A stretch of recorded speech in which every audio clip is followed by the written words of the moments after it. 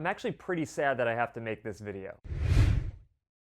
Hey guys, welcome back to the DrCliffAuD vlog. This is vlog number 269, and today I want to talk to you guys about something that is really upsetting me, quite honestly, something I just found out the other day. But before I get into this video, do me a huge favor, click the like button. It really helps out the channel. And if you are not yet subscribed to the channel with notifications turned on, go ahead and do that as well. It is greatly appreciated. So to give you guys a little bit of a backstory here, I opened the clinic in 2017, in the summer of 2017. I had graduated from the University of Illinois like a year before that. I had worked someplace for several months before I was like, you know what, I just want to go out and do my own thing. I want to start my own private practice. And so that's what I did.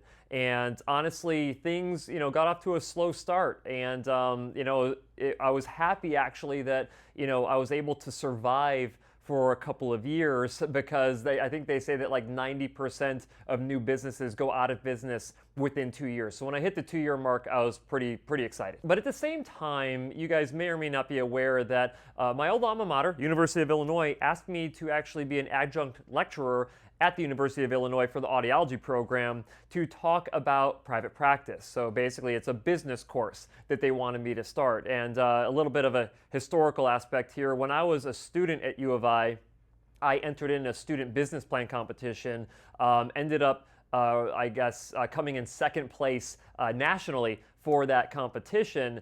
Super proud of that, but that really kind of led to where the university was like, well, this guy might know something about how to run a private practice, so let's see if he'll come and actually instruct for the school. And so I think it was after a year of me being in private practice on my own, they approached me to actually be an instructor for the program. And so really since I think like 2018, I've been teaching at University of Illinois, and it's kind of cool to say that, like, yeah, I'm a teacher to some capacity, right?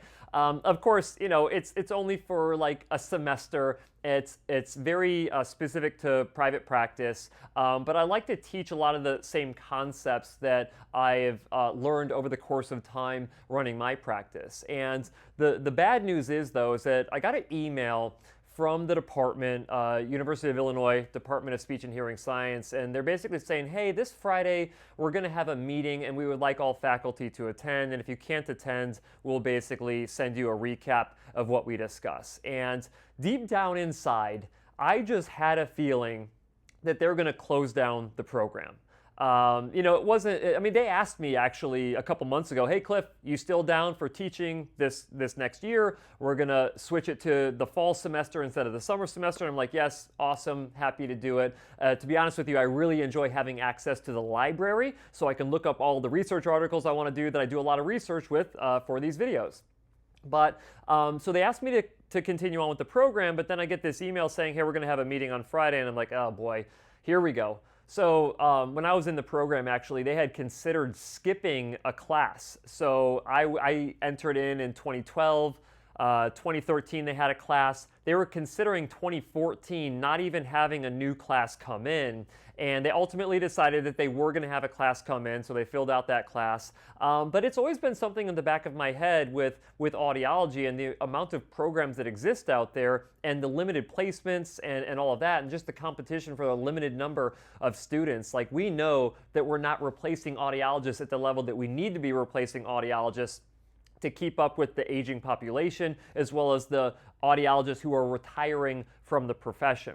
So, I've really enjoyed being a part of the teaching program there, or part of the audiology program at University of Illinois. I take a lot of pride in that, especially because it's my alma mater in my home state that I grew up in. But sure enough, this meeting happened. I wasn't able to attend because it was on too short notice for me to be able to attend. But they basically made the announcement that they're going to be shutting down the program. So as of right now, the next 3 years I'll likely be teaching my private practice program, because they're basically going to take anyone who is in, or it might even be 2 years, I'm not really sure, but anyone who is entered into the program and has just gone through their first year, and I don't know if they're going to have a new cohort start this next year. I don't think that they will, now that I think about it, but they might, who knows.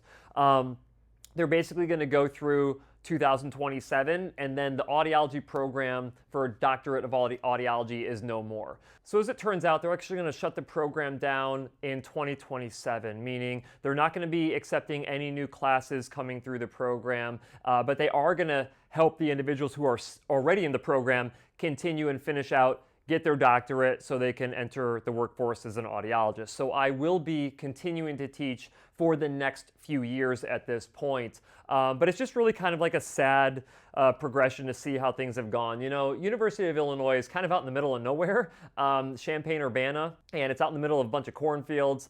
There's not a ton of placement sites. In fact, when I was going through the program, I used to have to drive like 2.5 hours to get to some of my placements because you're so rural and you have to travel a lot. And you have other audiology programs in the state. You have Northwestern University, you have Illinois State, you have Rush. You know, it would have been nice to kind of create a consortium of the different audiology programs, but at the end of the day, they probably just figured that the audiology program wasn't either profitable enough or popular enough inside of the school to justify them keeping it open, which is unfortunate. I mean, I don't think anyone would like to see the program that they went to stop.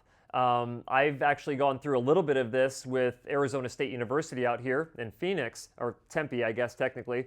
I have 2 audiologists who went through the ASU program. I had another, my audiology assistant, Bree, went through their program, and she was the very last class that they had going through ASU. She's doing her 4th year right now. She'll be graduating here in another month or so. But they shut that program down. They still have the clinic running there, but I don't know to what capacity it's running there.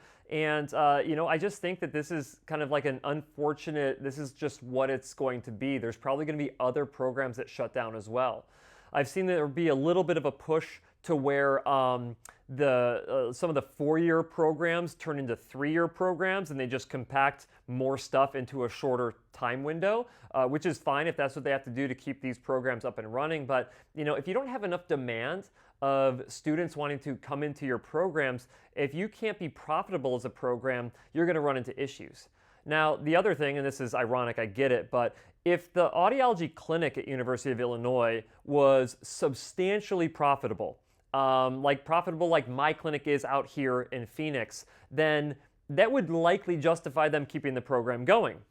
But unfortunately, it's just really tough for, you know, audiology clinics that are associated with programs to generate as much money as possible. Now, there is precedent for there being really good clinics out there that are basically student-run clinics, let's see, University of North Carolina. Dr. Stephanie Schoblet has done a terrific job establishing the university clinic out there that has to be self-sufficient.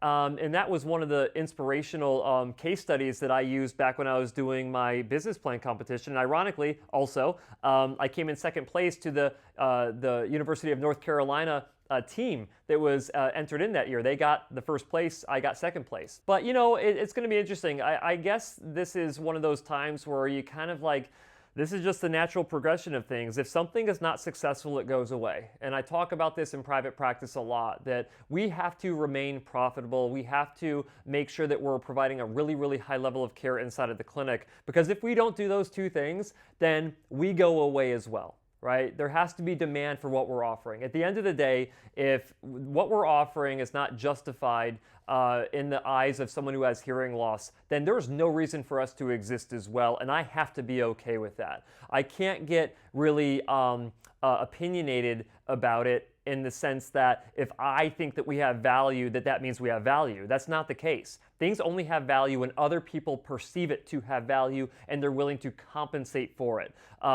You know, University of Illinois, I mean, the program, you know, you could make the argument, well, it's, you know, it's publicly funded program. At the end of the day, I don't care whether you're for-profit, non-profit, it doesn't matter. If you don't have enough funding to run your operations, you do not get to continue. So right now, I'm trying to decide, do I stick on for the next 3 years, which I think I will, and then do I decide to take the knowledge that I have from running a successful private practice and offer that to a different program? We have AT Still University out here that really puts through some really high quality students through their program. They probably have someone who's teaching private practice to some capacity, but you know, there's a part of me that feels like I would like to go to different universities and offer my teachings when it comes to private practice to their students, because I think that the things that I've learned along the way, both good and bad, is useful knowledge for someone to help accelerate their learning curve of getting into private practice. The unfortunate thing is that private practice is becoming rarer and rarer as time goes on. And the reason why is because it is extremely hard to run a private practice and run it really, really well. And when you don't get enough education on that as an audiology student, you never feel like that's truly a good option. And sometimes you do it anyway, right? But again, you learn a lot of hard lessons. It is not easy running a private practice clinic, like I mentioned, especially if you want to make sure it's profitable so you can justify continuing to run the private practice. But with all the other competition that's out there right now, you've got the big box stores, you have online sales, you have discount retailers, all of that. You have to be able to know what to do to run a very successful private practice in order to stay alive. Because if you can't stay alive, then you get to serve nobody. So this is a video that I'm making with a pretty heavy heart. I mean, for the, since 2018, we're talking the past 7 years, and it will be, Lord willing, 10 years of me teaching at the University of Illinois for private practice audiology. That is going to go away, and it's really sad for me to have to say that. But with every bad thing that happens, usually something else good replaces it, hopefully. So hopefully there's other opportunities for me to share the knowledge that I have, not just with you guys, but with other students that are up and coming. Because if there's one thing that you want to make sure that you really have going into the future, it's really good audiologists coming up who are going to take over for people like me when I'm done seeing patients. You want to make sure that you have someone who is able to replace a really high quality of care for you guys. But any words of encouragement for me down in the comment section would be greatly appreciated, and I'll see you next time.